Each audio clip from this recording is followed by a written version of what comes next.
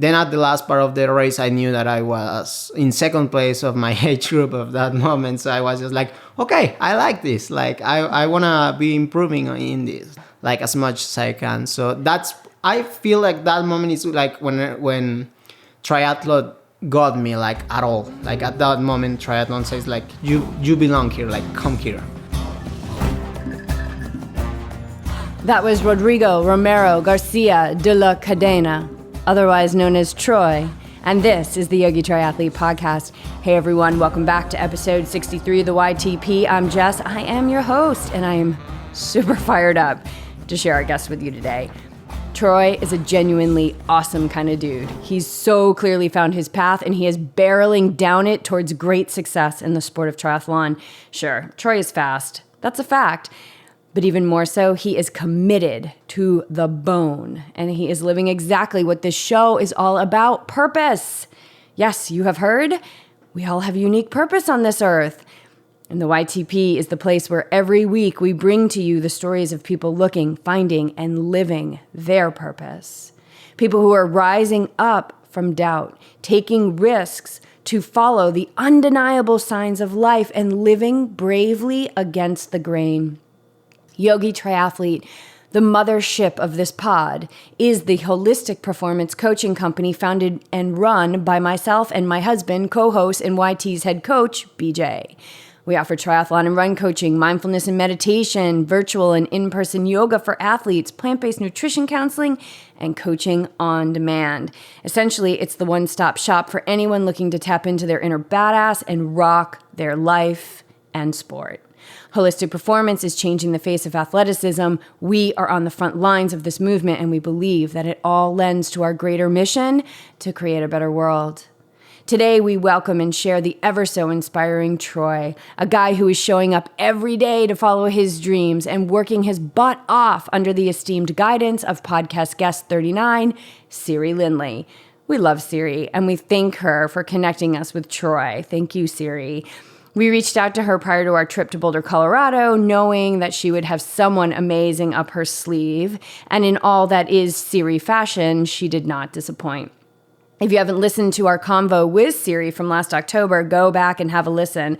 It's one of our most popular episodes about triathlon and so much more. Just like today's interview, yeah, it's about triathlon. But the sport is just the frosting on Troy's cake of courageous living. It's a conversation about the miraculous ways that the universe will pull together support for one person who is finding their way. It's about moving forward when the chatter all around is negative and doubting.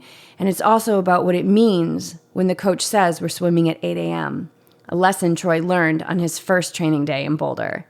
At the age of 21, Troy completed his first triathlon after being introduced to the sport by his cousin who was training for Ironman, and he happened to share a video with Troy. At the time, Troy was in Canada learning English. Interesting, I agree. And he had never heard of an Ironman, nor did he even know what a triathlon was or meant or anything. But as Ironman marketing tends to do, Troy was sucked in at the first cue of music, and his heart was in full pursuit to become an Ironman, a title that he still didn't fully comprehend, but regardless, he started announcing it to his family and his friends right away. The first step was to finish his studies in Canada, and then he could return to Mexico to become a triathlete. From that first sprint experience, his journey takes him directly to 70.3 distance, and then the full Ironman, where I'm just going to let you listen in for yourself because this conversation is way too much fun to hold it back for too much longer. The fact is, the simple summation of what this conversation encapsulates is that right now, in this moment, in this time-space reality, Troy is living his purpose. And it's not always easy, and it's often very difficult, and many people don't understand what he's doing, and they're waiting for him to grow up and get a real job, and so on and so on. And in the midst of all this noise, Troy remains fluid. And you will hear this in our chat. And it's what I believe will eventually make him the champion that he so deeply knows that he will become. So without another moment of wait, I give to you a guy who we are so grateful to be connected with, a man with enthusiasm for life that is grounded, refreshing, and contagious, the one, the only man of many names, Troy RGC.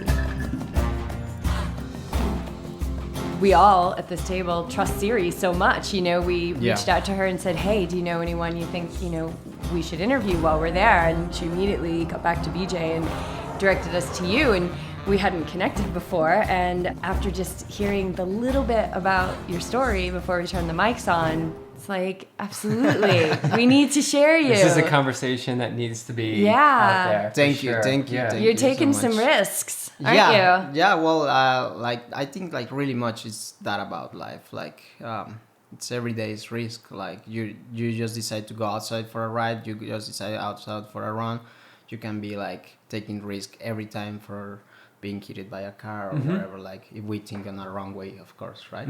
So yeah, I've been training with Siri for 2 years now. Well, it's been 1 year and some months, 4 months, around that. I'm gonna move the mic just so it's a little bit more, and I know we're kind of at an angle with you, so you can. That should be perfect. Yeah, so I've been training with her 1 year and a half approx.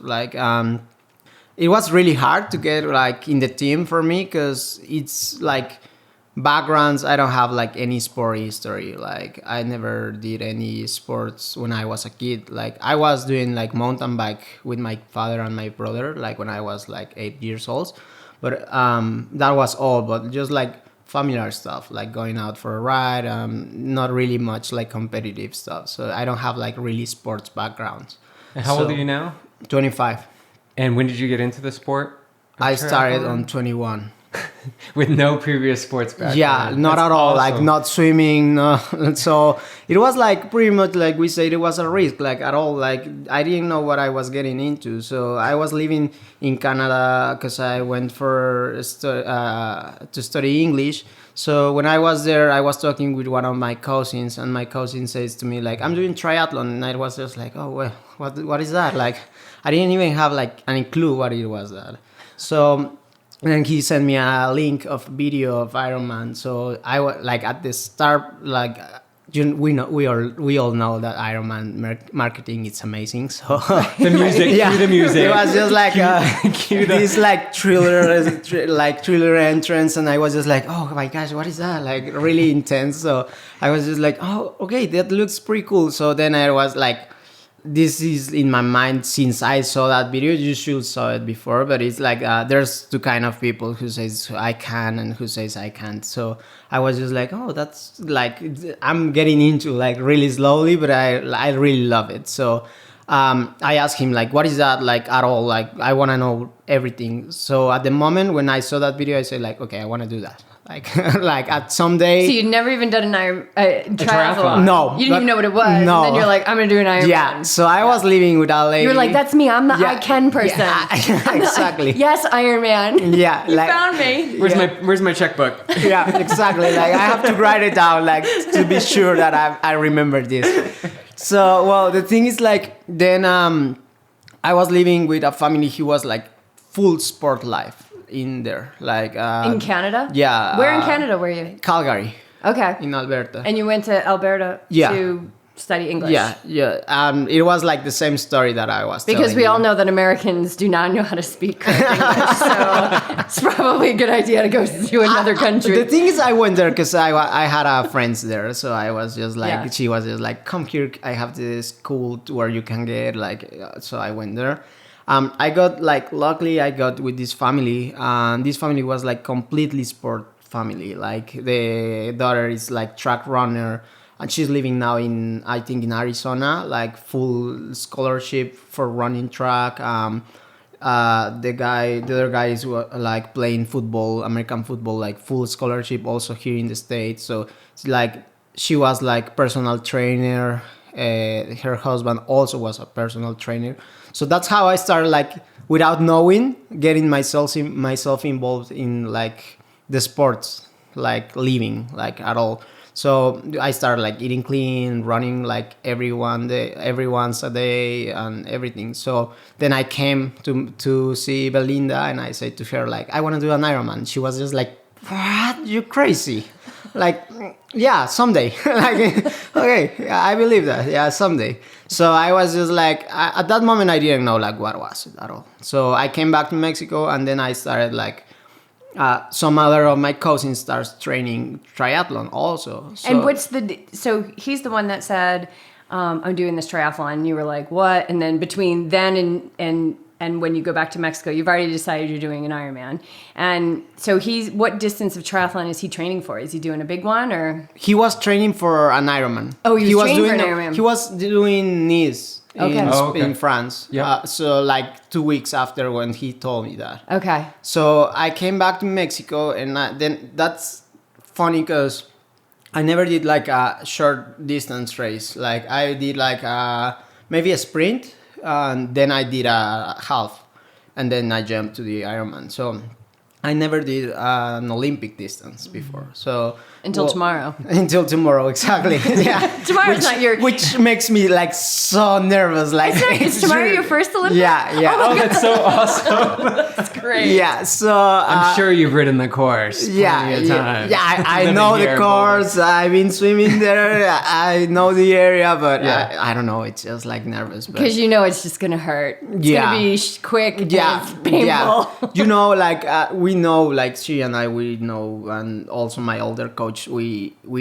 it's not that hard to figure out. Like I'm not a fast guy. Like I'm not like. I don't sprint too fast, but I'm a really good endurance athlete. So that's why I know it's gonna hurt like really bad. So, Yeah. well, the thing is like I started like getting into triathlon with my other cousin who has like this team. Well, he was training with that team where I joined it, and there was my first and only team before getting into Team Serious. It's Cayman from Puebla. So we were training there, my brother and I. We get like really involved with the training. Like training partners in there are like pretty much awesome. We were There are like training. When we start, they were training already like 3 years ago or 4 years ago. So we were the new guys, so learning everything. So it was. You were brandy new. How was that joining a team that was already established? You know, they hadn't been around too long, but a couple of years under their belt, and you're brand new. What was that like? It was like every day was like, I feel like it's like everything, and it's still being the same in here. Like it was an everyday challenging, like because like showing to the pool, like not even have a really good background swimming. So then I was just like trying to get in fits like as much as I can, surviving or whatever. So I feel like it's the same here. Like at this point is like when with Siri, of course, in another whole new level, another level at all, and in all the sense. But it's like you never know what is the challenge for the next day, you know. So it was the same thing. So I was just like, okay, today we will be riding like 60K. So I was just like, 60K is just like my house to some places that I know, you know. It's just like, it's too far. That's like, so I remember the first time that I rode my first 100K, and there was this lady in the team, like she's super strong, and she was like, okay, you are destroyed, you are not Troy, like you're. So I was just like, yeah, that's me, thank you. So What is it? What do you think it is in your mind so when Siri gives you the 60K workout, 100K, what is it in your mind that you sort of, that gets over the point of thinking, oh boy, like, I don't know if I can do this, versus like, I'm strapping up, I'm getting on my bike and I'm going out to do this? Like I said, like the 60K was like on the group that I was riding when I started, like when they said like, okay, we will be riding 60K, and it was like super challenging for me.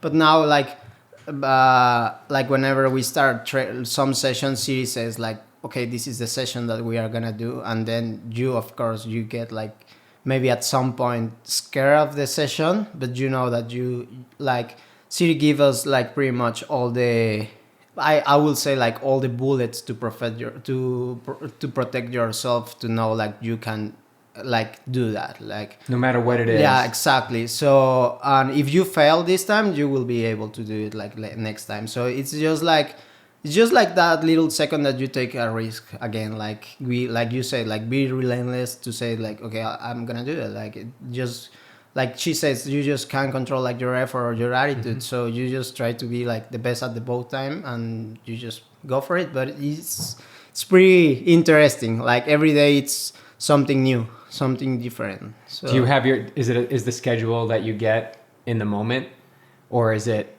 do you have a week schedule that you know everything that's going to happen, or do you just show up at Siri's house and she's like, all right, this is what we're doing today? We train by Training Peaks. Okay. So in Training Peaks, she loads all the week, but she doesn't load the sessions.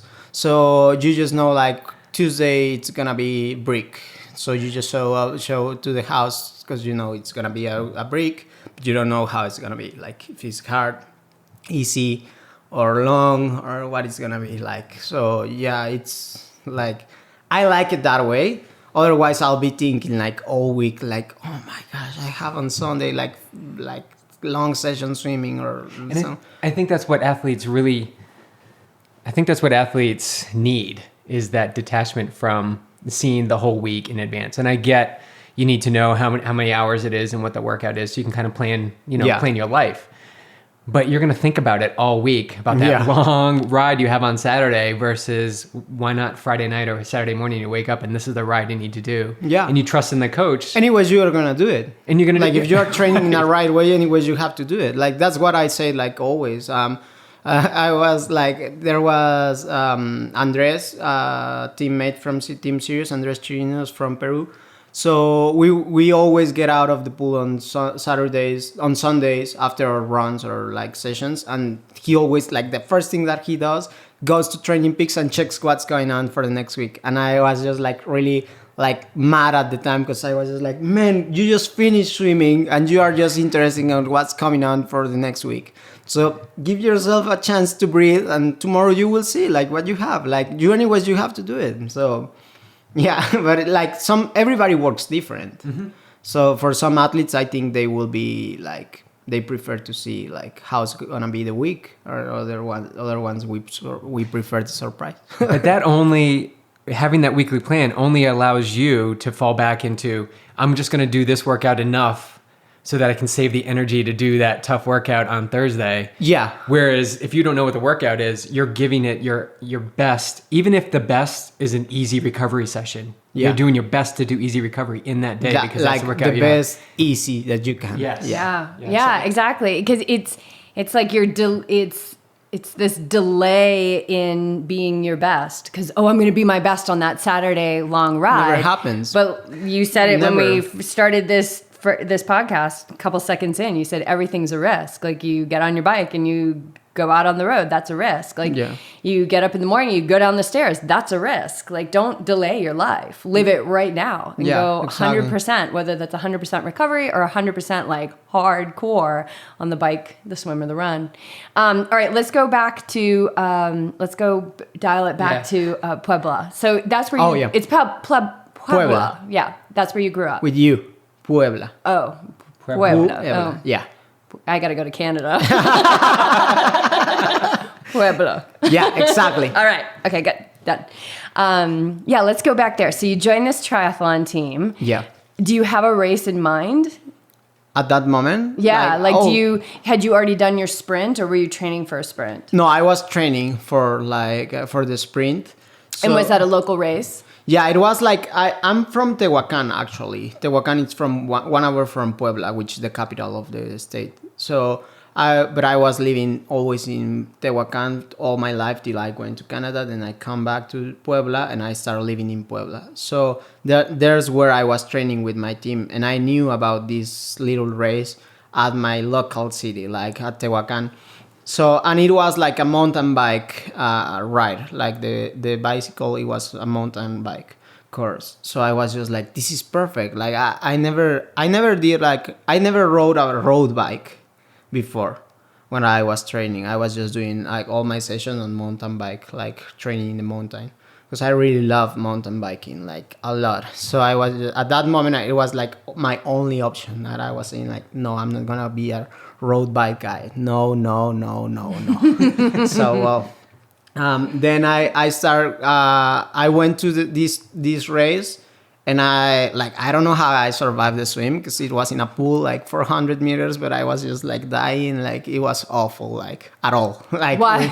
really bad. Like Why was it awful? because I was strolling. I was like I didn't know to stop. If I was like I need to stop at the middle of the pool, not even getting to the wall. So it was just like quite like funny and like awful at all. So then I got into the bike and I was just like, okay, this is my stuff. So get out, everybody. So I'm on my wheels. So I start riding and I start feeling like really good. Then in the run, it was perfect. So then at the last part of the race, I knew that I was in second place of my age group of that moment. So I was just like, okay, I like this. Like I want to be improving in this, like as much as I can. So I feel like that moment is like when triathlon got me like at all. Like at that moment, triathlon says like you belong here, like come here. So then I said there was like some 7.3 going close to that race, but with good enough time to train on a good block for the race. So I went to the 7.3 like local race. The distance of 7.3. And how far was that from the sprint? How many weeks or? I don't really remember. It was like 3 months, 2 months. It was. I think Pretty it was quick. like really good timing, because I didn't have like time to think about it. You know, because I got myself into it. Like, okay, let's go. So I started training. At that moment, I was at the college, at the university. So I was studying and working as a photographer and training. So I was just pretty much having like that balance at the same time. And I was always like, I know like at this moment, I know that at that time I was always using as an excuse the timing for training, you know, like we always do that, like, or pretty much like whoever doesn't loves that much the sport, we always do that, like at some moment, like, oh no, today I think I'm not gonna do it, like I can't. So I had those kind of issues going till I decided, like, where I saw that it was like 6 weeks out, or no, it was like 4 weeks out for the race. So I said, like, okay, I have to train, like, let's get it. So that moment, like the guy who was my coach, Marcos Reyes, at that moment, he was like really disciplined with the timing and like training in the mornings, and he was always saying like, you have to get it done in the morning, because otherwise in the days it gets harder. If you think like you can go later for a run or like swimming or whatever, like you have to do it in the morning. So I started like getting into the discipline to start waking up early. It was really hard because as a photographer I was sleeping till 3 a.m. in the morning, editing stuff or sending mails or like working. So you had to switch your whole rhythm. It was like that part is still like quite of the hardest part for me. Like, are you a night owl? Like you? No, not anymore. But I used to, like, it was really hard to say like, okay, I'll be in bed in 9 o'clock. It's like really, If you want to be a triathlete, you're in bed by 9. Yeah.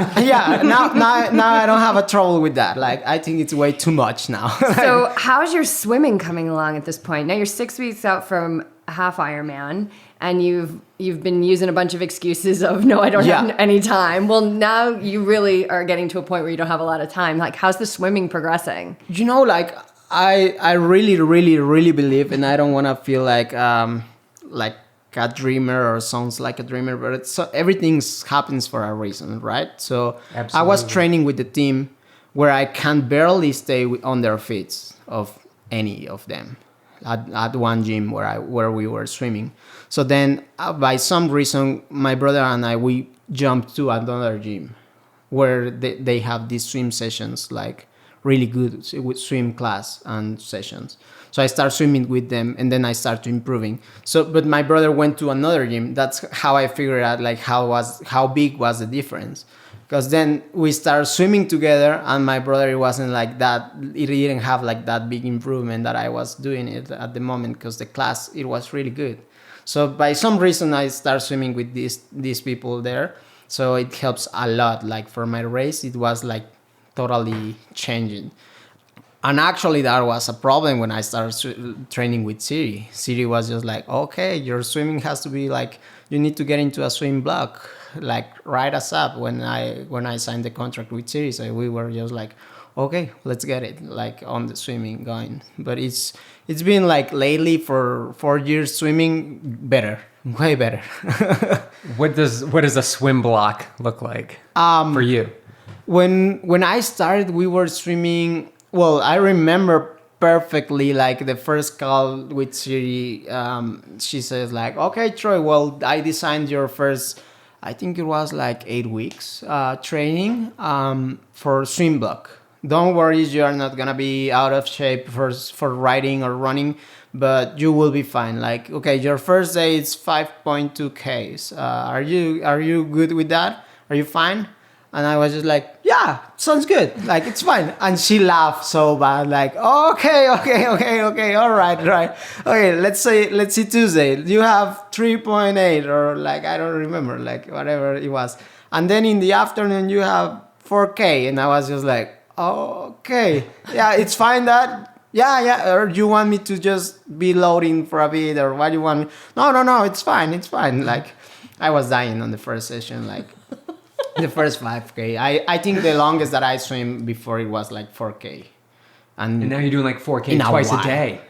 And then I was swimming, yeah, exactly. One day we were swimming like 6 in the morning and 5 in the afternoon. So it was just like between 10 and 12K in a day in the block session. There's a lot of people that swim that in a week. Yeah, I know. Like, and now it's like when I look back, like whenever I have to be like looking back at my files or something, I look at them and I'm just like, this was crazy. Like, but it paid big time. Like, now I can just be more confident in swimming. It's pretty different. So do you think that was the biggest element, was just your confidence, like you're able to swim the distance, or were you feeling like, I can get my speed on now? Like, swimming every day just made me feel so at peace, and I felt at one with the water. Like, it was just really I feel like the first thing for me, like when I was starting getting into the swim block, it was like we had like a really good changing stuff for my technique swimming. It was like huge improvement in that way. And then with that, it started becoming all the strength stuff in that. And with that strength, at the same time, the speedy stuff, it was moving around, and with all that together, it was like more confident. Like when I had my first race in Mexico, when I was training with Siri, I always say like I will, like whenever I was starting racing, I was looking for the guys like who I can be in the fits, like where I can stay, or like under the start line, So I was just like always behind, like looking for it. Okay, let's stay here. Okay. These guys looks fast, so I'll stay here. So now, like when I called Siri and I say like, hey, coach, there's 2 waves, like all the under 27 or under 29. What should I do? Like, I think I'm just like in between 30 or 29, between there, like for half. And she said like, I don't care, go on the 27. So I was just like, okay, I'll do that. No problem.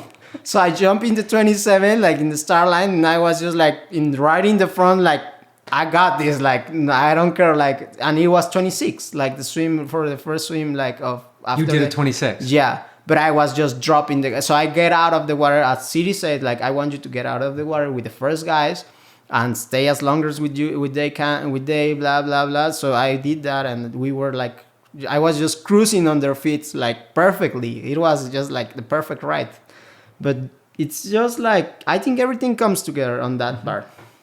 The swim block, it was pretty important. But you got to put the time in. Like, I think a lot of swimmers want to work on their technique and really focus on that, when there's times where you really need to do the block and just get. You just really need to swim. Just swim. Just swim. I don't care what it looks like. Just swim. I think there's something to be said about building that mental durability through the actual physical work of doing that swim block. You went from being that guy like, oh, well, yeah, I'll just be right here. Yeah, exactly. And so many people who have big goals, they kind of just stay right there and it's safe. Or wait for their time, Right, or supposedly. wait for their time, and then all of a sudden, and you just seem like the kind of guy that you're you're so coachable. Like you just seem like you're like, yeah, I'll do it. Yeah, no problem. Yeah. Like you have no idea what you're getting yourself into, which is great. Yeah. That's what makes you an amazing athlete.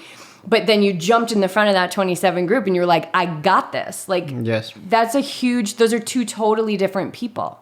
Those are two different people. Yeah, that's something really interesting that it's been like, I don't tend to overanalyze stuff or to overthink stuff. Like, not at all. I just let it like being or like flow. Like I always say, like, is there some trouble? I say like, well, it's what it is, no problem. So I just turn around and keep going, or maybe look at it or try to figure it out, or just that, but not overthinking. So when I was starting like getting myself more into triathlon, like more competitive way, I was just looking at how was Troy before triathlon on competitive stuff, and how is now, like how are my reactions, or like you say, like I just go for it, like that. Those are like really two different personalities or two different peoples. And I used to joke a lot, like, okay, that like, because well, my real name is Rodrigo, so I always say, I was joking with like some of my friends, that's Troy, no worries, this is Rodrigo. So I was just like joking with that. But after that, I started realizing like it's really like a huge difference. So I'm now like, I'm trying to get into that that athlete thinking in all the way for all aspects in my life. So, and it works at all. So that's what I always say is like, it doesn't matter if it's an Ironman or if it's a 10K run or what is it, but if you are doing it or you are training or you are doing it for the right reasons, there will always be like some other ways to learn from that, where you can just put it into your real life, in working, your family, relationships, or like whatever you want to think is always a way. So yeah, it's interesting how sports can be like that they can drive you to the highway on the right things. You're the perfect Team Serious athlete, because I know that's so her philosophy. Like, yeah, she wants you to be great in sport, but she wants to be on the earth with a bunch of great humans too. Yeah. Yeah. Like she's definitely, and that's kind of how we are too. It's like holistic performance. It's the full spectrum. It's applying your greatness to everything. Yeah. That absolutely. You do. Yeah, and I think that's a true athlete. All right, I'm going to keep back. You guys, I love how you guys are going off on these tangents because everything is so quality, but I'm going to keep bringing us back. Yeah, no problem. So that we've got a thread of a story in here, but keep doing what you're doing. It's beautiful. Okay, so you're 6 weeks out. The swim's starting to come along. What is the first half Ironman that you do? Yeah, well, it was in Veracruz. Mm-hmm. It's like 3 hours from Tehuacan, where I was living at that moment. We went there. I went with a couple of friends. It was my first 7.3. For my friends, there were like 4, like they were doing more of them. So my brother was like extremely nervous. He was his first one also. We were just like, it'll be fine, no problem. So both of us, like I was telling him that, and he was to me like, to survive, it's fine, like no, there's no problem. So we were like really nervous. We get into the race. I had a good swim, like I feel good, like I never struggled at all at that moment. I think I was just like, at that moment I was thinking like, I just have to finish, like I don't care like how it feels in the bike, how it feels like, but at that moment I was just thinking like, just go to the finish line, it doesn't matter what happens. So I start swimming. I never pushed too hard. Maybe that's why, like, I didn't struggle at all, or never thought like, okay, I'm not gonna finish this, or how it's gonna happen. Or then the bike was like super hot. I was like quite of struggling with the hot in the bike, but I was good. I remember perfectly because this guy is now one of my friends, close friends, and I passed a guy in the bike, and he passed me again then, and I passed him like 3 times. We were doing that. And he passed me like the last time. He said like, hey guys, you remember that you have to run? And I was just like, shut up. Like just in the zone, you know, when somebody starts just getting into your zone. And I was just like, shh, out of here. Like, I don't care. So then I passed him in the last part of the bike again. And then he passed me in the run like so hard, like running super fast. And I was just like, oh shit.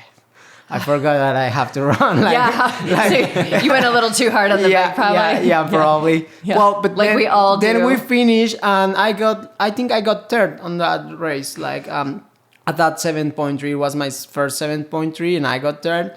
And I was just like, I like this. I really like this. Then I just like, I came back home and was talking to my brother, and I say like, I think I'm gonna do like, then the next one, it was Cozumel. You hear about it, I'm sure. Yeah, we've done it. Yeah, Yes. So I was just like, I'll go to Cozumel. So I did Cozumel after that one. What year was that? It was 2012. 2012. And that was your first full Ironman? No, my first, from Ironman races, it was my first 7.3. Oh, you did a 70.3 there. Okay, got it. All right, so you're cruising along, you're liking this. Obviously, you're meant to be a triathlete because you're placing. Like even at that on your second. Even at that first sprint, stopping in the middle of the pool, you still managed to get second in your age group. So you're cruising along, and when does Siri Lindley come into your landscape? Well, this is I was training with my team and with my coach. My coach and I, at that moment, we became like really close, like a really big relationship, because we were training all the time together. We were like really similar on the bike. He was always swimming better, but I was just trying to stay in there. So we were pulling each other.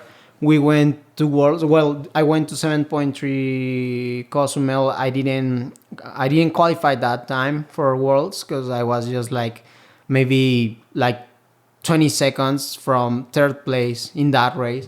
So I think that helps a lot because I was just like, I have to go to Worlds. Like, I don't know how, but I will qualify. So then I did like a couple of races more. I don't really remember where I qualified. I don't remember. But the thing is like, we went, my coach and I, to Selamsi on 2013 it was? 14. 14. Yeah, we went there. Then we went to Maui because I got qualified for Xterra World Champs after that one. And then I got myself into an Ironman with him. And he said, like, let's do this Ironman. And I was just like, no. I'm just 23. I'm not going to do it. I love how you said that. I got myself into Ironman. Because I didn't know what I was. Because I was just like, yeah, okay, I'll go. So at the first time I was saying, like, no, I'm not going. Like, no, I'm just, I think, like, I'll do my first Ironman at my 25. Yeah. Like, for right now, I'm going to stay right here. Yeah, it's fine. Like, 7.3 is fine. And he was just like, no. I'm just like really, I really want to see how you improve like going into an Ironman because I feel like you will be good on endurance stuff. Like I feel it, like I saw it in the trainings, you are better after the 3 hours ride rather than the 2 first hours. So let's see what happened. Let's go. And I was just like, okay, let's go. So I signed in and we went to Texas. In 2014. We went there. I got qualified for Kona in that one. I won the age group. So after that, I was training for Kona and we went to Kona. I went to Kona in 2015 for the first time by myself. Like I didn't know what I was doing at all because I was just like super impressed of everything what was going on around me.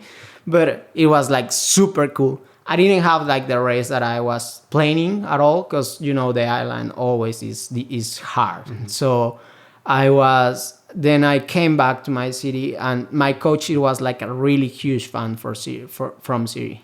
Like he was following her like so much and he always says things about it. So I started following Siri and then I talked to my coach and I said to him, like, I want to take this to the next level. Like, I really want to get myself like as much as I can, like as long as I can, as far as I can. Like, I want to do this. So he said, like, yes, let's do it. But after it, like, we realized that it wasn't working at all, like, with relationship on coaching anymore. So I said to him, like, let's do this. Let me take the risk to find Siri or Brett at that moment. So I sent just those 2 emails at that moment. And you're talking about Brett Sutton? Yeah. So I said to him, like, I'll send an email to Brett and I'll send an email to Siri, just to those two guys. And if they say like, yes, I'll coach you, I'll go for it. And if not, I'll stay here where I'm staying. Like, we will keep training like how we've been doing it. So then Siri, at the moment, she replaced.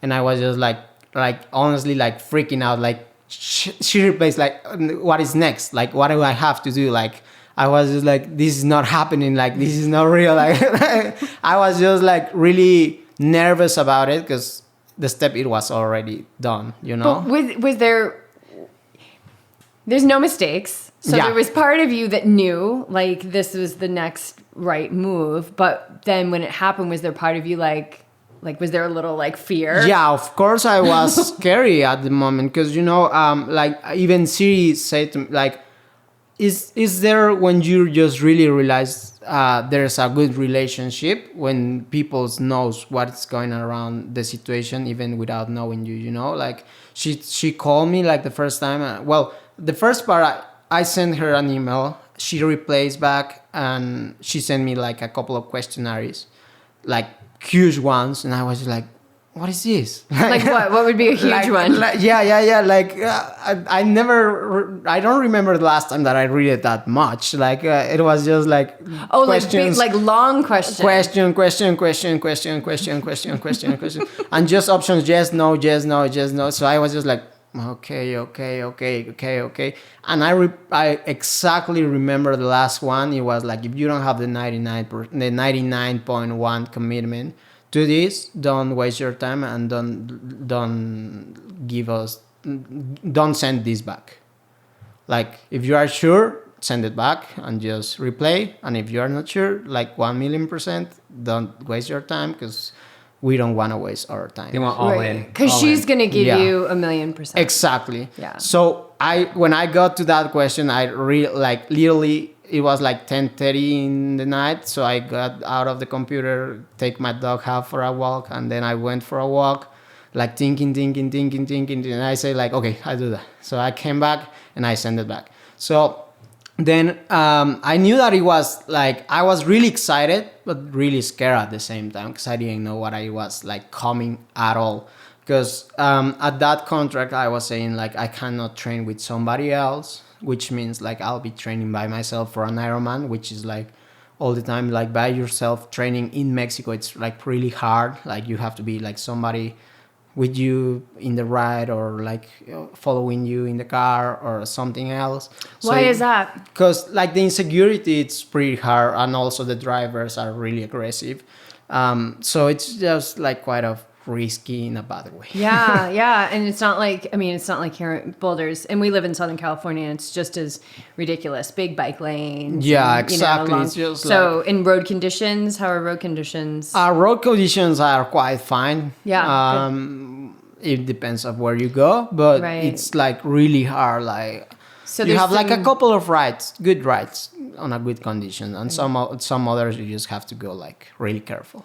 Right. So I started, and then Siri called, like the first call with Siri, she says like, I really appreciate like how brave you are right now, because you are just living on a side, like everything what you've been doing like so far to get out of there, to start like improving where you want to be, like, so I really understand.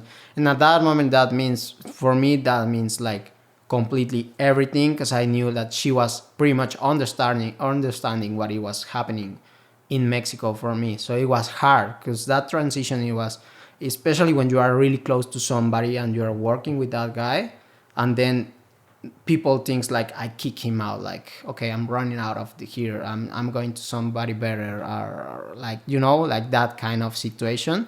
It was quite hard to handle it at the beginning, because people, it was just like running around with so many things. So I was just like, I'm not gonna So there was some chatter about why you left, and so how did you navigate that? It was hard at the beginning, because I wasn't that confident if I will make it at the moment. You know, it's hard at the moment, like, because you go to the first swim session for 6K or almost 6K swimming, and you just realize in the 2K of the session, you are just like pretty much done for the day. Like, not energy, no strength. Like, And then you get out and you start thinking like things goes around in your mind, like it's hard to handle it. But at the moment I was just like trying to get like as much as I can into the training, like not thinking about it, just getting it like done every single Here, day. when you're No, here. he's in Mexico. In Mexico. okay. I was in Mexico. So in that moment. you're doing this all by yourself. So he's pulled away from his coach and his group and all of that, and people are talking. Was there a voice in your head saying, "Who do you think you are? Like, what are you doing?" Yeah, absolutely. All time, like all days. It was like, but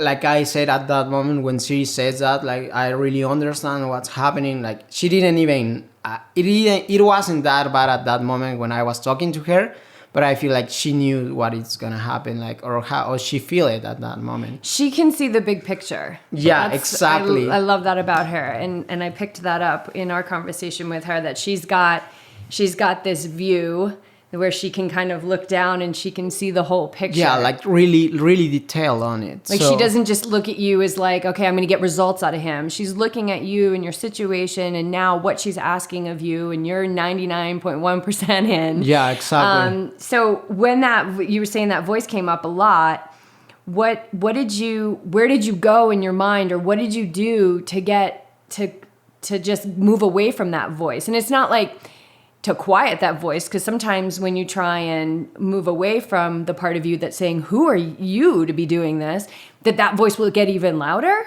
But how did you navigate that? Like those moments where you just committed to the training and not listen to that voice? Well, at that moment, like I didn't really know what I was doing. Like I thought I knew what I was doing, because I was saying like, okay, I don't care. I'm gonna keep going. I'll keep going. But then everything comes like easily on their way, and people who start supporting me at that moment, it was like my brother, my girlfriend, people like from my city was starting like saying like, hey, no worries, I'll help you supporting like some economic stuff. Or so I was just like, when things start coming like in their way, like by their way, it was just like, okay, it's not that bad like as you think it could be. So like it was helping you. It was showing you that this is what you were supposed to do. Yeah, and at the moment I wasn't doing it because I was saying like, hey, look at me, I'm doing it. Like, no, I don't care like what you're saying, or I will show you that I will do it. Because for me, it'll be never that the reason, and it's never been that the reason. It'll be just always like proving to myself that I can do it. So whenever I was just like really scared or something, I was just trying to get into the other way, to the thing like, okay, if you get through this, you will step up. So if you get through this, you will step up. So I was just like single steps every day. So I'm trying to keep my mind quiet in that side, like saying like, no, I'm not gonna listen. When people it's important to you, it's quite hard to get it on apart. Like just start getting, and I still learning from that, because it's just like, I don't get it, like how people can be like pissed of somebody who's maybe doing the right stuff or successing by themselves. So because and sometimes we play around with people who's not like maybe doing their best, but they are showing up so much. So I'm just like, I'm still like trying to move on that, but it's like it's always a good challenge, you know. How long were you in Mexico training with Siri before you decided to come here? I start training with Siri on December 13th, I think so. And then I came here till June 8th. 2016? Yeah. So last year. Yeah, last year. Cool. So how is that? So you come to Boulder. Well, the thing it was like, well, that's the other part. Like when I was like, I will always say the same thing. Like all what I learned at the beginning till some point, it was from my coach, like my old coach, because he was like super open with me, like really sharing so many stuff with me. So I learned a lot, and that was one of the best things that I learned from him, because he says like, Boulder is the place. Like if you get there, it's just like amazing to stay there. So I was just like, oh yeah, whatever. Yeah. Till I was here.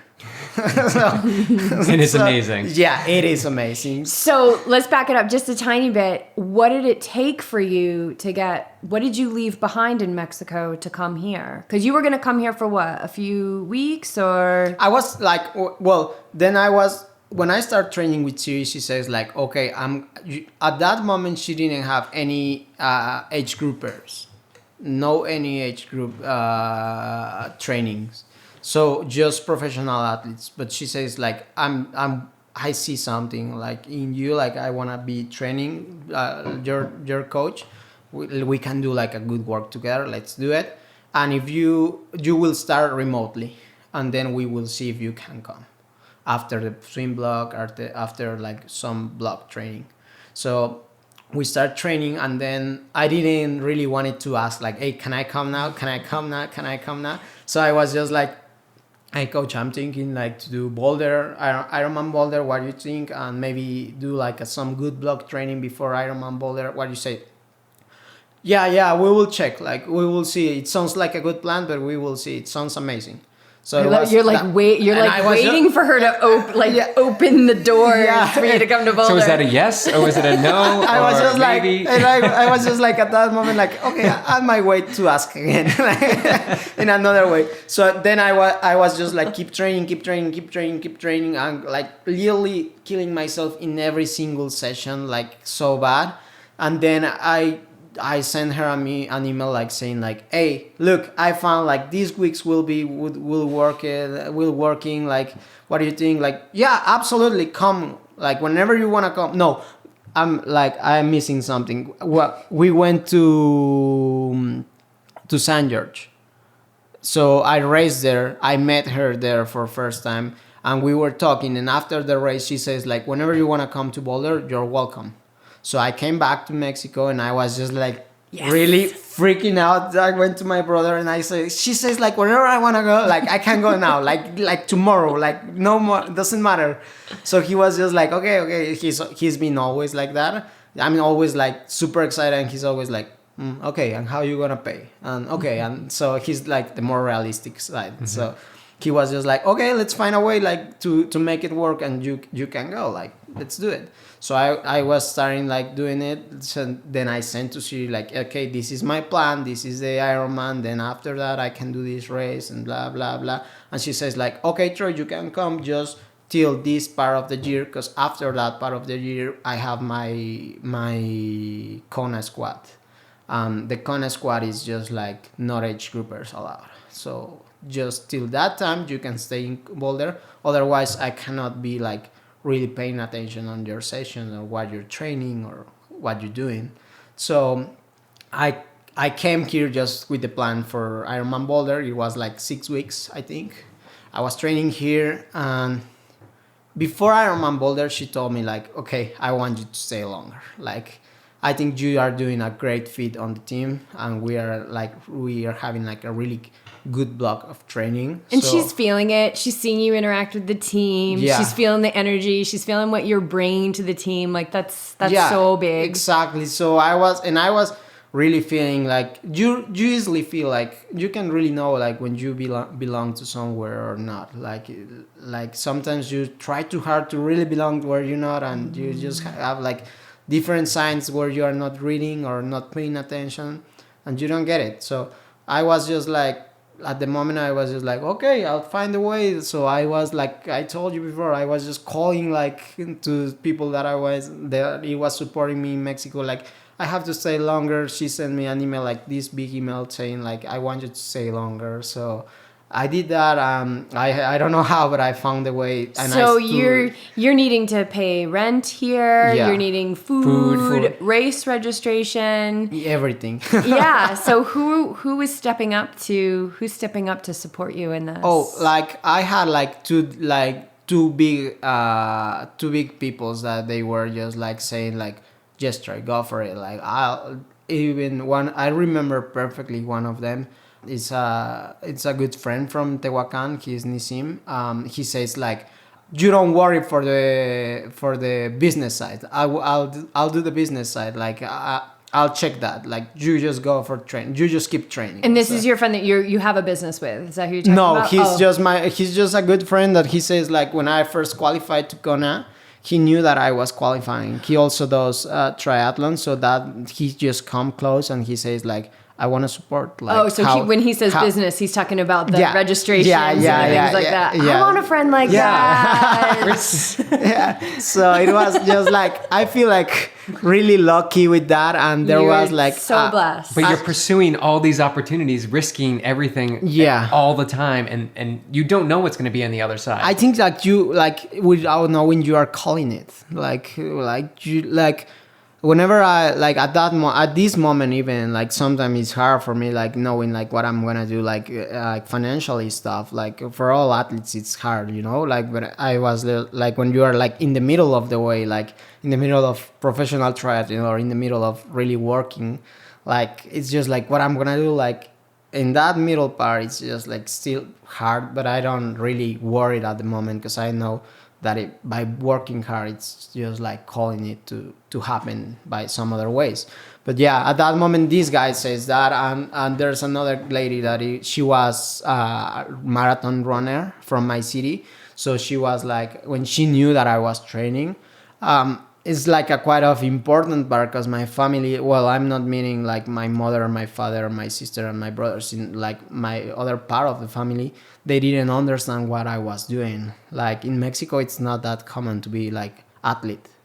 So people think that you are just chilling around in between sessions or like traveling a lot, racing whatever you want, living, like we say, always living the life. So some of my family came to this lady and says, like, I don't know when Troy is gonna like sit down and start working and doing stuff or like doing something for his life. So thank God this lady says, like, what do you mean? Like, I think Troy is doing like the right stuff. Like, you know how hard he works, you know, how hard he's training, you know, like how much determination he needs to go like out of racing, like blah blah, like all the right stuff on the right side of the sport. So then these ladies get like click. She says, like, I want to support Troy. So she calls me and she says, like, what do you need? Like, I want to support you. So it was like everything came in the right way at the right moment. Like, because this lady was after Ironman, after Kona, when I was just signing the contract with Siri. So at that moment, I was just like, where I'm gonna get like all the money to support all this, and what I'm gonna do. So she called me like 2 days after that. So it was just like, Jesus, this is not happening. Like that moment when you get like really goosebumps and you're just like, you're like, even I think about it now and it's just like, I don't really realize like how is that possible, you know? Like, it's just like 1,000,000% opportunities to happen. So that's how life works. Like, and we're living so we're taking a lot of risks in our life right now, and you know, there's just a lot of unknown in our life, and when we enter into a scenario that feels so right in our heart and feels so aligned with what we're supposed to do, but makes no sense, and we say, how are we even going to be? How is this going to happen? Yeah, it's almost like now when I face that kind of scenario, I'm like, I worry about it less because I know that, because I've seen the miraculous ways that life works. Exactly. When you're moving down that path you're supposed to move down, like when you're following that deep burning desire in your heart, you know, like triathlon fulfills you. Yes. Yeah, exactly. Yeah. Like, could you imagine, like, does anything else make sense to you right now to do with your life right now? Does anything else make sense? No, like then there's no question. Like, no, really. I will say like, well, I want to do long course and short, middle course. So that I'm 25. But that's still triathlon. Yeah, but yeah. What I mean, like, I know it's hard. Like at the moment, it's hard. Like to think like being like winning, you know, like to say like that there's another option. But But that will come. But yeah, you've exactly. already won. Like you've won. You've won in your age group. You've won your age group. So that shows you that you've got the win. You've got the win. Yeah. You're just going to, like you keep doing, you're just going to keep taking it to the next level. Yeah, exactly. But you're like already every day working on that. You're already a winning competitor. You are. Yeah, and rather than that, I feel like I follow it's one of my superheroes athlete. I don't know if you know Killian Hornet. Oh yeah. So I know this guy by my old coach because he showed it to me. He gave me his book, so I started reading about him. He's unbelievable. Then I started following him, but I really appreciate how he looks like at the sport or like every scenario of like sport life, you know. How would you sum it up? How he looks at it? So that's what I like. That's what I was gonna say. I feel like I'm winning already. Is if it's not like even racing, you know, I'm winning already to be able to stay here. Like I'm winning already to be training with City. Like it was like a dreaming stuff. Like you don't even realize like at that moment when I was starting like training with my team in Mexico, I was just like, oh, Rainy. Oh, Crowy, or like whoever's like athletes you want to mention, like all big pictures. And now I'm here, like training around with them or being with them, like knowing them. It's just like, that's like a huge improvement for me, like saying like, okay, I'm getting closer. Like I can feel it. So that's like a big winning for me. But you have to what the difference between you and so many people is that you keep looking at whatever that next step is, and then you take it. Like you emailed Brett Sutton, you emailed Siri Lindley. Like you took that next step. Like you have to. You know how many people would have like written the draft and then no, they're never going to come get back to it later, and then they just shut that part off. Yeah. But that's what keeps getting you to the like next level. I think about it and I say like, what I was thinking, like, you know, it's just like quite a... Did you ever get a reply from Brett Sutton? No, not really. That's okay. Well, you weren't supposed to. It was meant to be. But yeah, exactly. And then I was just like... It's kind of like, right? Is there a little bit of like a whoo? Not that Siri's no joke, please. I was just like... imagine. But I was looking on it and then I started reading more about them, like both after that I sent the emails. And I was just like, no, I'm not sure about Brett. I like... When I started like seeing how was like more philosophy in the part of training for like personalities, I was saying like at the moment I say like I feel like I have a good fit with Siri and I don't feel like training with Brett.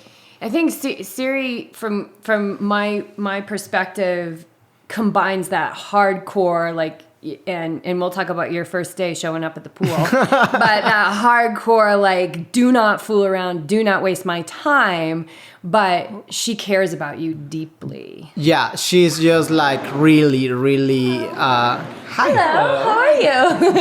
This is Just doing a little interview in your house. I'm Jess. Thank you. It's beautiful here. Oh, well, thank you. Yeah. We had a snake out over here. Did you hear Yeah, about that? I hear that. But I think it was, we couldn't tell. Carly took a picture of it. Because we had a rattlesnake once on our driveway, but they look a lot like bull snakes. So. Yeah. Was it a rattler? Well, she said it either It doesn't look rattled or like- hissed at me, but she was so freaked out because she almost stepped on it, and Whoa. it was over here by the fence. So I'm not sure. All right, well, we'll watch our step when we head out. All right, so, okay, so you come here and you want to tell us about the first day at the pool? Or did you have anything more to say about what I was saying about Siri? Well, I think like I feel like it's pretty important both sides. So like you said, she's like really, she makes you feel like really comfortable where you're staying, like really where you belong. Training in here, she gives you like all the support, but she has like that straight line in between like relations in between like coach and friend. So that's like the huge more important part for me. Like she's like, you can know like she's the boss. No. Yeah. So that's how we joke about like she's in charge. She's the boss. Like you do whatever she says. Yeah, but isn't it great? Like you don't have to be the You have boss. to think about that. Like, You don't have to ask and Right. you don't have to worry like what is for, but you just do it. Probably So, best if yeah. you don't ask. Yeah, it's better when you don't ask sometimes.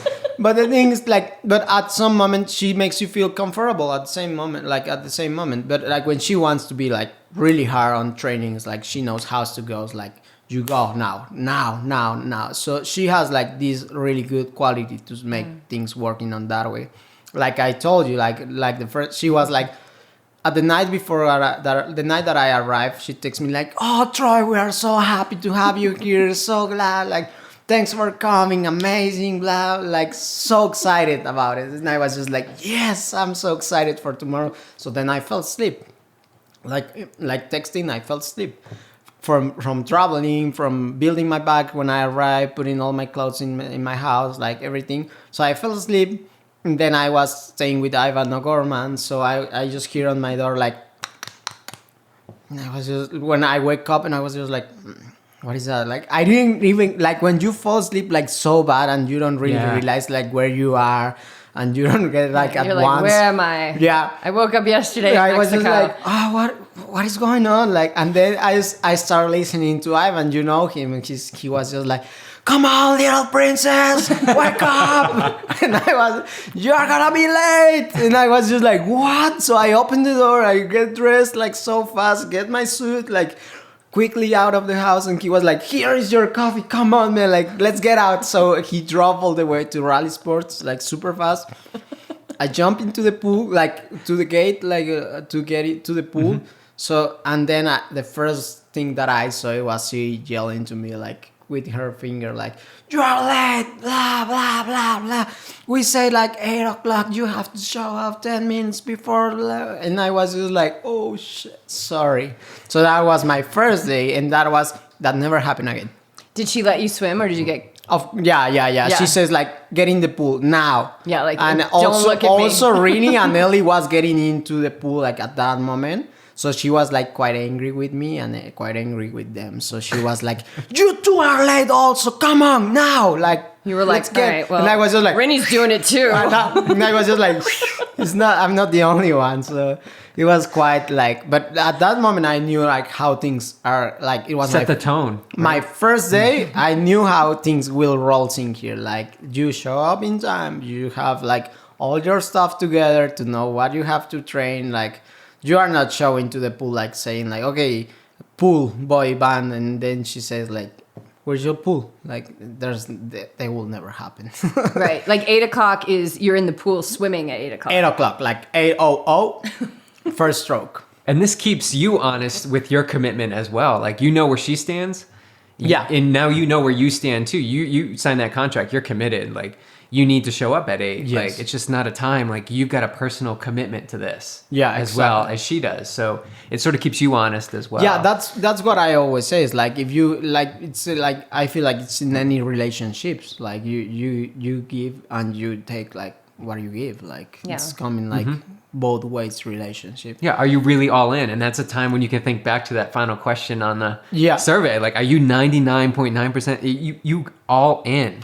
You know, it's You all like, in. like I say to my brother and some people in Mexico, like, they are like, it doesn't quite makes fun at some points, because they say like, "Oh, what are you doing now? Drinking tea with the ladies?" Or like, "What are you up to?" Like, my friends text me like if you are busy, or, "Hey, Mr. President, can you replay it now to us?" Or like that's that kind of jokes. And it makes me like, I make fun of it now, but I wish they could see like how hard we work in every single session. Like, how hard it is, like, come back from brick morning, then go to swim at the afternoon, and then go to gym after the swim, and then come back home, cook, sleep. Like, like, there's always harder way to be living, but it's like every single day have your 1,000,000% in every single session. So And there's that a lot of determines so sacrifice. many. You're training like a pro. Yeah. So want to share with us like a killer day? Yeah, absolutely. It's not that hard. That is, so you drink, like, you put the water on saw for the that. tea. Yeah. You invite the ladies over. Yeah. Give us a killer. Give us a The killer hardest team part is series. when they are late. I hate it. Late for tea. Yeah. It's, Unacceptable. I'm pretty much like Siri in that way. No, Tuesday are really hard for us. Tuesday are hard and Thursday swimming are just awful, like super hard. All right, dig in. What is it? So we start like Tuesday. We always start like around 7 or 6 a.m. riding, and then we do like a hard ride. Like I don't know, we go to all stage, to loops or like hill reps in all stage, then come back to like some legs to do some reps on the back, like running, but with TT hard before the running, and then super hard run. And after that, we have like maybe we finish like around 10, like from 6 to 10 or 9:30 to 10.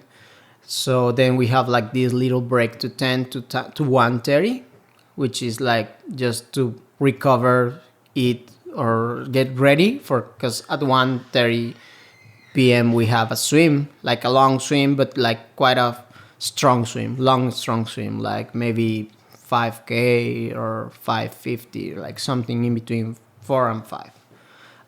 Then after that we jump in the gym with Erin like for an hour, for 45 minutes. So it's from 6:30 a.m. till around 3:30 p.m.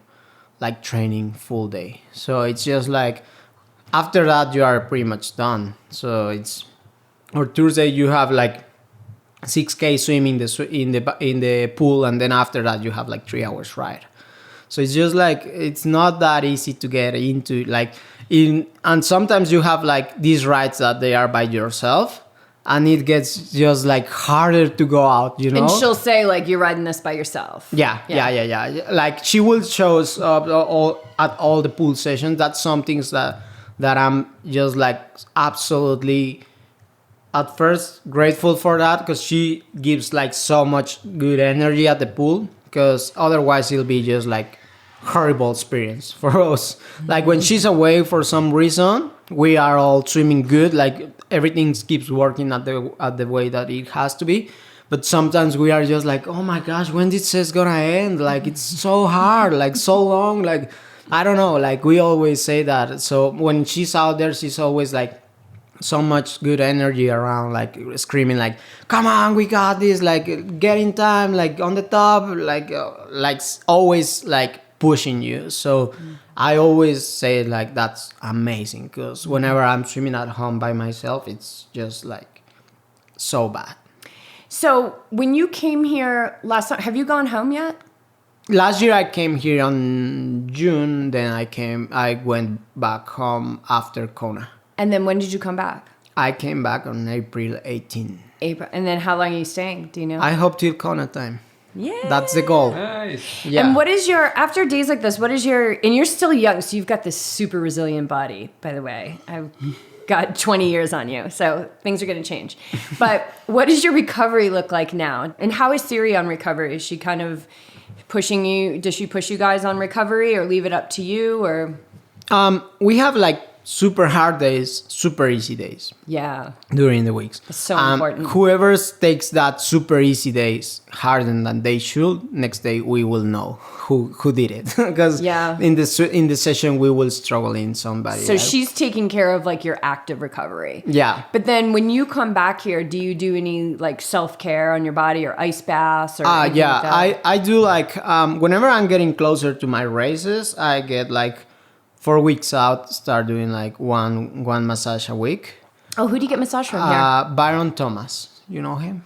I don't know. I used to be a massage therapist here. No, I don't know. Yeah. Byron Thomas, although it does sound familiar. I just love how he works. There's so many good resources here. Good therapists. Yeah, I hear that all the time. Like so many like good guys around. If Byron decides to move, it's okay. You'll find somebody else amazing. Yeah, he's really good. Like last year I started working with him, and I really like it. Very like, cool. Good. So I do like whenever I'm getting into the race, 4 weeks out, I start doing like once a week. Yep. After hard sessions, I try to jump into the boots, like Normatec boots, like for 40 minutes before like the next session, like in between session, and sometimes it depends on how hard was the second session, but before bed I do again like 30 minutes more or 40 minutes more again. Then like sometimes I'll do Epsom salt bath at some moment, like it depends like how I'm feeling. I try to not do it too often, but because I feel like then I just start doing it like every night, you know? Because they feel so good. Yeah. So, yeah, I'm just trying to be like aware from that. How about nutrition? What's your nutrition like? I feel like that's another thing that I feel really lucky on it. Like, when I started training with the team, I was struggling with my nutrition so bad. Like, I visited like 6 different nutritionists in Mexico, and they were always like, they got me like more skinny or. Were they sports nutritionists? Or Yeah, were they just, were. like, health? No, Okay. they were like sports nutritionists, and they were just like. But I think they don't really know what is an Ironman or 7.3, so that's the difference. So they were just like, oh yeah, 1 gel on the bike, and then yeah, well, 1 during the run, and you'll be fine. And I was just like, oh, this guy doesn't really know. So, so then I was trying, and I was failing so bad on the races. Like maybe after the 10K on the run, I was just like exploding, like energy low and like muscularly. I never cramp, like never before in my life, not even once. So I never had that experience, but sometimes I feel like my legs muscularly are just so tired during racing. Like so many reasons that I was knowing that it wasn't the right nutrition. So I get with this lady who's now my sponsor. She started sponsoring me because she was just like, I'll support you, like no worries. Like it wasn't just like some dealing stuff. It was just like, I'll support you. So she's been supporting me now 3 years. So she works on my nutrition. I have like for recovery day, like how it looks my menu for one recovery day, like 2 to 4 hours workout during the day total. This is your food. After 4 to 7 hours, this is your food. So that's how we do it. And well, like all my supplements and everything, she pays for it and she helps me with that. So I know that I'm taking the stuff that I need and not any more or any less. And is she a local person here? No, she's from Brazil. Oh, really? Her name is Julia Julia. Nunes. She's from Brazil, but she lives in Puebla. She was Olympic. She was working with drawing with the Olympic team. She was part of the Olympic team, so she really knows like what is like endurance elite athlete. So like on a really hard day, what would be an example of what you For eat? food? Yeah, because we've got people who are vegan, we've got people who are like low don't eat carb, beef. high carb, you know. So what do you eat? You don't eat beef. I've been hearing so many things that So people much out think there. like Yeah. I don't know, like I know what it works for me, but I don't know like when I start hearing like people cut proteins or just loading more carbs or I don't know like what they do. But like for example for the Tuesday that it's a long day, like in between 4 or 6 hours workout total, I'll just get out of the bed like ginger, curcum, and pepper, cayenne shot with lime, with like a full shot of lime. My coffee with coconut oil, some protein powder because it's vanilla protein powder. So I just put my protein powder in my coffee, like double shots espresso. So that's how I get out going. I know. My poor BJ, he's off caffeine right now, Meat. so I know he's like really Off caffeine, drooling. yeah. Oh, That sounds so shit. good. Well, the first thing that you have to do, like to come back, you have to buy the protein powder of vanilla. With I do it with almond milk. Mm-hmm. I do like just quickly shake it. So I just put it into my 2 shots of coffee. That sounds kind of good. It's really good, like coconut oil also. So yeah, And so, that will sustain you for... yeah. So I do that, that. and then I just take like maybe like 1 slice of bread with almond butter or peanut butter, or if I'm just not feeling like that sweet at the moment, I just put like some jam on or whatever.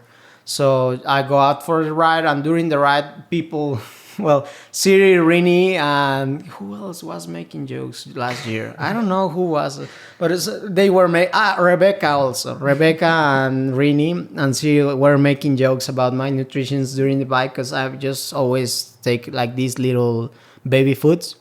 with me. So I keep eating those during my long rides and some sea bars.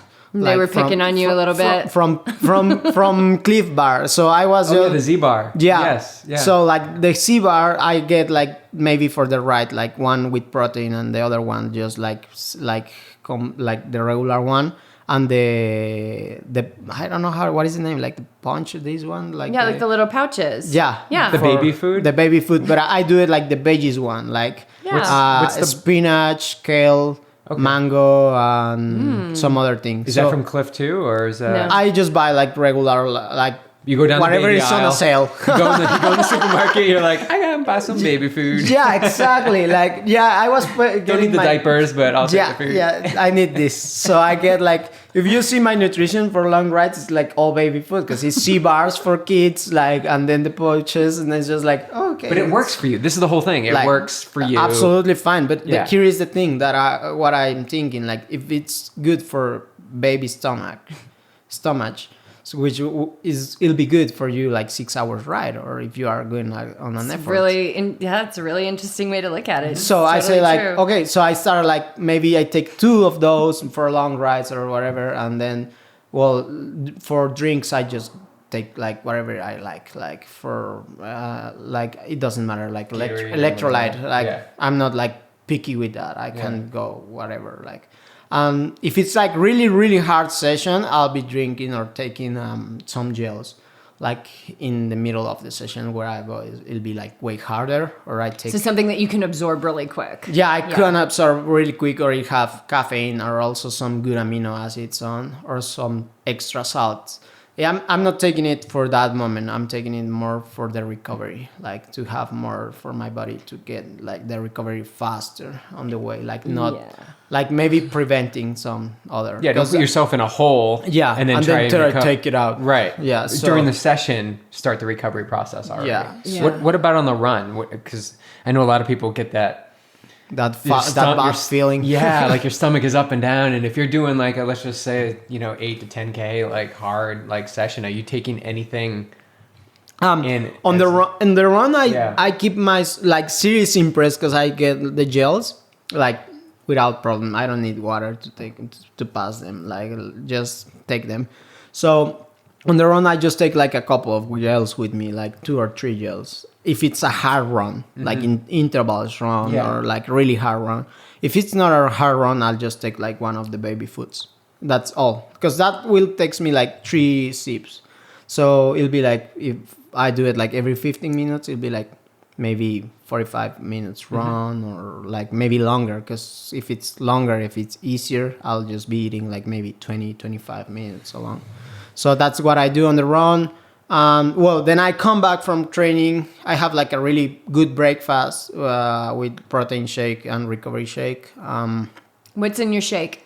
I put like berries, like mix of berries, almond milk, sometimes banana, and just protein powder, and that's it. Like I do like the shake. Now I'm taking like a green juice. Like I put like apple, peach, spinach, lime on it. Like both of them, those shakes, and then just like couple of eggs with toast, and that's all for breakfast. Then go for gym, back from the gym, another protein shakes in between like the session after the swimming and after the training session.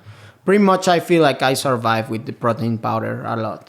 So when do you have your first real meal? Like you're actually having like a big sit down. That meal. One in the breakfast, like the couple of eggs and the toast with avocado and just like some ham or turkey or whatever. Okay. Like, yeah, I do that. Like that's the big one. And then coming back from the gym, I have another one before bed. Like that's something little tricky for me because now I have like some ones at like maybe my dinner at 6 or 7, and I have to eat again at 9 before bed, because otherwise I'll wake up like 3 a.m. so hungry. So I have to be like, sometimes I just get quesadillas before bed and that's it. So, quesadillas? Yeah, quesadillas. And like, this big thing that my nutrition has changed this year, and it's just like, I found it amazing. She gave me like this shake before bed. Like it doesn't sound good, but it's good. It's half avocado, half banana, almond milk, and protein powder. And that gets me like the next day I feel like amazing in the training. So if I know that I have a long day on the next day, I will get that in the night. Sounds like actually pretty good Yeah, to me. I think that sounds pretty good. And what kind? You're doing a lot of protein. So what kind of protein powder are you using? I use just like regular gold standard.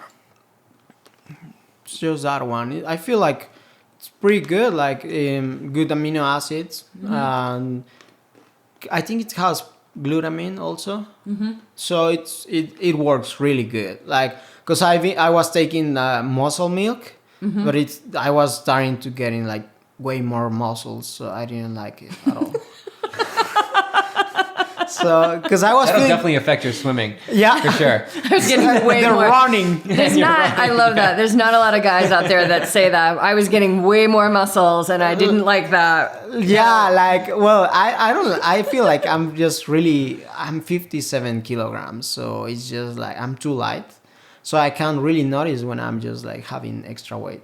So Yeah. I've been learning to read my body, and I know like when I'm feeling like, so that happened when I was taking that protein. Maybe has like more substance. I don't know. Yeah. Well, with the muscle milk, I don't know what's in the protein powder you're taking, but it's got in the milk, in the dairy protein, you're getting that IGF-1, the growth factor, hormone. the growth factor hormone, and that will make you grow pretty quickly. Yeah. And it's not necessarily all that great for your body. So like for tonight, we're doing an Olympic tomorrow. Yeah, all three of We're all us. gonna be on the race course together. How cool. Yeah. Fired up. Yeah, that's This amazing. is like one of our Like, favorite I'm so races excited. when we used to live here. It's really fun, and you get old stage in there. So what's better than that? 3 miles into the Just that you cannot go faster going downhill. That's the bad thing. Yeah. the speed limit. Yeah. We used to race it when there wasn't a speed limit. Then that girl got hit by a bear. Yeah, yeah. Some girl got hit Coming by a down. bear. So now there's a speed limit. Jesus. Yeah, 35 miles an hour. But it's okay. Everybody's gonna have to go that speed. I mean, I'm Yeah. fine at 35. You could probably bomb at 50. What's your are you? Do you like to go fast? I don't know. Like going downhill, I'm not that good descending. No. Like it's fine, but I feel like it'll be like holding on for a bit, Yeah, And, yeah. But it's okay because But it's just all stage, It's right? just that short It's- stretch okay. down the hill. It's and just a little it'll stretch. say end, and you can Okay, let it fly. when you hit left hand, you're fine. yeah, fine. you're hauled, free. yeah, so Let it just rip. watch out for the bears. Yeah. Okay. And then Nelson, I heard Nelson Road's newly paved. You just went and rode that yeah. today. Yeah, So yeah, that's yeah. going to be yeah. a million times faster than it already is. Yeah, it's good. It'll be a good time tomorrow. Nice and hot on the run. So like tonight, leading up to an Olympic tomorrow, it's going to be a big effort. Like you're going to put out a hard effort, but it's Yes. not going to be a long time. So Yeah, would that's what are- Siri says. She was just like, "Why you nervous?" And I was just like, "Because it's gonna be so hard." So You'll what be will your fine. what will your dinner look like tonight? Yeah, what will your dinner look like tonight? I don't know. I might just go get pizza. Yeah.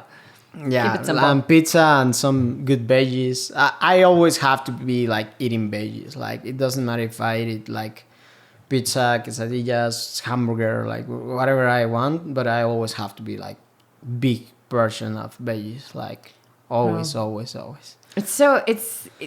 We get so many questions about nutrition, and so we always like to ask our guests when we have athletes on, and it just nobody has ever said the same exact thing. Some people stay away from veggies. Like leading up to Ironman, we usually stay away from veggies. In the couple days before, but like you have them the night before, so it's just so different, and you got to find out what works for you. Yeah. And you've seen the other side of it. You've seen nutrition that doesn't work. Yeah, I've So seen have that, we. and it's just like for example, carb love from pasta. It's just like I find it like it's just way too old school now. Yeah, it doesn't So work for you can just get those really good carb loadings with some other stuff, like Yeah. not necessary pasta. So you can just go from sweet potato or like Yeah. finding those right other carbs that it'll be just like way more substantious for your going. So Right. I think I'm gonna go sweet potatoes tonight. yeah, Yeah. sweet potato is just amazing. I I got it. love You them. could do like, sweet potato like, pasta too. Oh, yeah, that would be good. Yeah.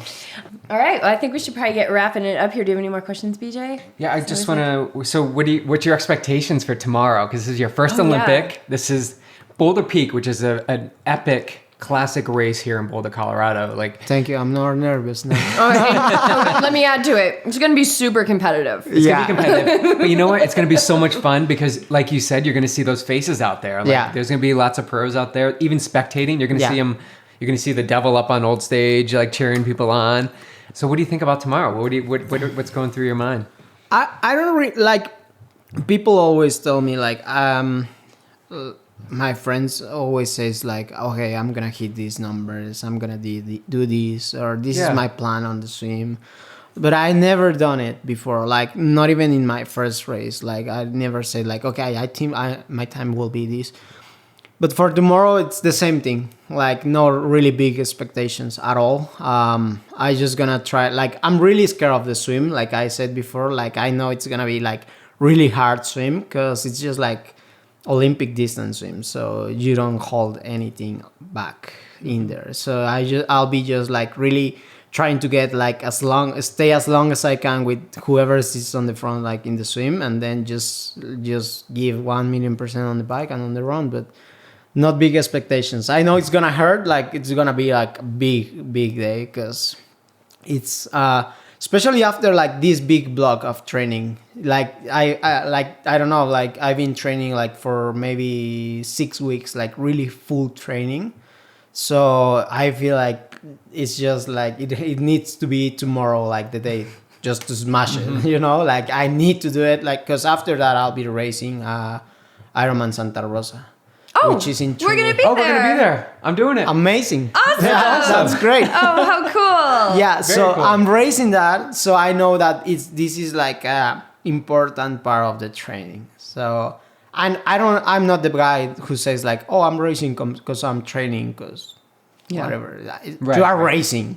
It's whatever, it's a training day. whatever, you are racing. It's Like, racing. No matter, when you get out there, that gun goes you off. Are Like, exactly the same reason that we all are here. Doesn't matter if it's training for you, but we are all racing. Right. So Oh, I'm so glad you're going to be I'm not racing. BJ's racing, but I can't wait to amazing. cheer That's you great. on. Yeah, I'll be that'll there be for great. you. Yeah. And what else do you have on the list this year? Well, I'm going to Chattanooga after The 70.3 yeah, Worlds. 7.3 Worlds, and that's it for so far. Yeah, Cool. After Santa Rosa, We'll see if there's an October race after Santa Rosa. I hope so. That's the goal. Yeah, that's a fast course, Santa Rosa. Yeah. We'll talk about it. Yeah, because we did the 70.3 oh in really? May. Weeks So ago, if yeah. you have any questions about the course. Yeah, like the run, I hear that it's rolling, but it's really cool. Oh, I wouldn't even say it's The- rolling. I wouldn't even say it's rolling. It's flat. On the bike, it's also Bike is rolling, Bike is rolling. that's good. That's Yeah. better. but it's for a me. net downhill. You're coming downhill It's fast. pretty much Oh shit. from the lake. That's bad for me. Like downhill for me, it's the worst thing. Like 2 times in Kona, I was climbing heavy, like insane, like going up, like passing everybody. Yeah, there's not going to be a lot of climb. There's a little climb at the beginning of Santa Rosa, like within the first 10, 15 miles, but it's no. And if you like climbing, you got to check out Placid. Oh, Lake Placid. Lake Placid. I was gonna do that, but it was closed. Oh yeah. Oh, you would love that race. Like, the registry was Santa Rosa, it's gonna be awesome. We'll see you there. Yeah, we can't wait. We cheer Yeah. you Awesome. on. So Amazing. There's something that I'm picking up about you, which it just seems to be built into you, that you are somebody who can like kind of be right where you are. yeah. Like, and there's so many people who are in the future and they're worrying about, they're predicting their times and then they're worrying about their times. And what do you think it is that would be like, what could they do that would be helpful for them to be a little more in the present moment? Well, I will say like, I don't know if it sounds like an advice, but I will say like, I just like to stay where I'm staying at that moment, like really taking like 1,000,000% of what I'm living in that moment. Why you will say like, I don't know what I'm gonna live tomorrow or how will be like in the, like if we take it for a triathlon, how I'm gonna be feeling in the run if I'm struggling in the bike. Like it doesn't matter, like just keep enjoying the ride at like all the way of the sense, like keep enjoying the ride and just staying in the moment. Like right in there, because otherwise you will be ahead and then you will say like, oh shit, that happened, or oh, I didn't even realize that it was there, or like you don't like, because you are thinking too much of what's gonna happen, and you don't even really realize like how much you have in that moment, or how much fun you are having at that moment, or like so many different ways that you can see it. So I will say that just keep enjoying that part. Like there's no pressure, you know. There's no pressure in the moment. I totally agree with or that. or in the future Yeah. also. Yeah. Unless and even when the future comes, it happens right now. Yeah, and sometimes like, well, for me, it's been like I have like some bad situations before that where I'm being like, and I say like, oh shit, I was like, it was amazing at that moment, or it was really good at that moment, and you don't really realize. So you say like, because I was so focused in this moment, and it's not that great. Yeah. So To be in the future so much, or in the opposite direction, like carrying around the past with you, It's what bad. happens is you miss your life.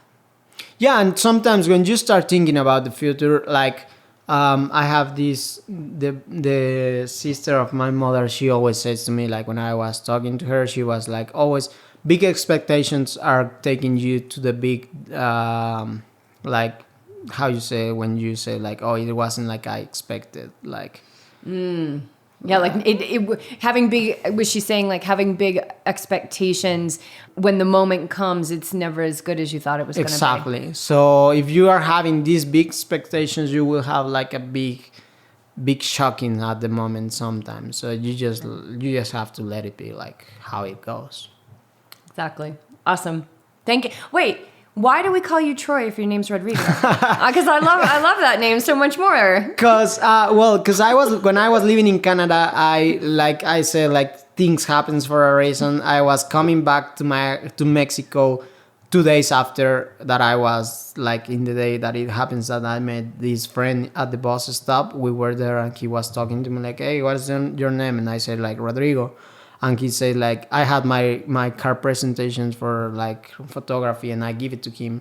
So my website for photography is Photroy, but like PHOTROY for Roy, which everybody calls me like that in Mexico before. So he says like, I'll call you Troy. And I was just like, yeah, it's fine. So everybody in Canada started calling me Troy. So then I was just like, okay, I kind of like it. So I just changed like everything to Troy. So yeah, that's how I get like Troy. Well, thank you, Troy. No problem. Or Rodrigo. Yeah, thank you, both of you. Old Troy, new Troy. I love it. Awesome. Thank you. That was so great. No. I'm so glad Siri connected us with you. Perfect. Stay right there. I want to take a photo. There you have it, the story up to now of one of triathlon's top-notch athletes. What a brave dude. The commitment, his belief, his enthusiasm, and his ability to stay in flow is what will have this guy on the podium time and time again. And we are so blessed to know him because now we can send our energy off with him at the starting line and into his future as he continues to live like a master. If you enjoyed today's show, please go to iTunes and leave a review. Our goal is 100 reviews by the end of August. Totally reasonable request based on the number of listens the show is getting every week. But don't wait and rely on someone else to leave their review. Step up and leave yours today. I do that sometimes too. I think, oh, well, they have a lot of followers. Somebody else will do it. And then I give myself a nice old backhand to wake me from my zombie mode. And I realize that that someone is me. And that I have a chance to make a difference and support something that has supported me. So thank you in advance for leaving your review today. Other ways to support the show. Don't turn it off yet, you guys. This is super important. And yes, we are in full ask mode right now. We're doing the very best to keep this show alive, to give it the life it warrants, but we can't do it without you guys. So the other ways, go to the blog post for this episode on yogitriathlete.com. Super easy to find it under, you guessed it, podcast on the main navigation. Below the blog post, you will see a banner ad for Amazon. Click on that and make your Amazon purchase. It doesn't cost you anything, but it helps to kick back some change our way to finance the show.